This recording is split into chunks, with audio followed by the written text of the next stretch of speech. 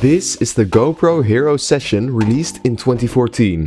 But how good is it in 2026? It feels really sturdy and really well built, and this is the first GoPro camera that supports waterproof without a case. So you can drop it in the water and it won't damage it. Because the camera is so tiny, it is very easy to get a bit of shaky footage, and it doesn't have image stabilization. So a tiny body with no image stabilization means that the footage can get very shaky. The camera is very easy to use and it only has two buttons. One on the back and one here on the top. And you can just start pressing it and it will automatically turn on and start recording. And just press it again and it will stop recording and turn itself automatically. But you can change the stuff like resolution, frame rate, and also the field of view in the menu. And there's also a photo mode, unlike in the new Hero 11 Mini, and you can take 8 megapixel photos.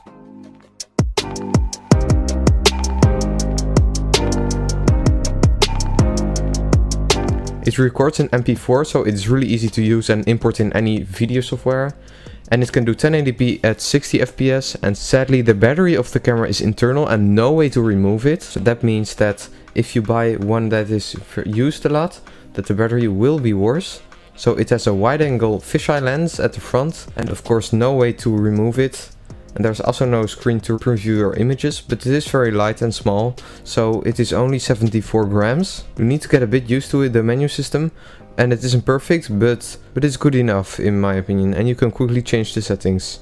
However, ProTune isn't available on this camera.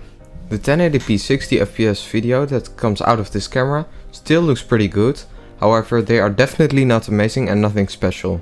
And the lack of any stabilization makes it very shaky sometimes.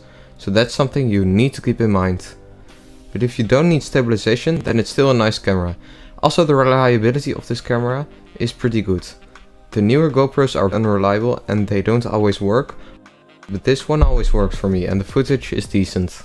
So should you buy the GoPro Hero session in 2026? I think it really depends on who you are. If you don't need 4K, don't need image stabilization and want a camera that is really compact and kind of cheap, then this can be a decent option.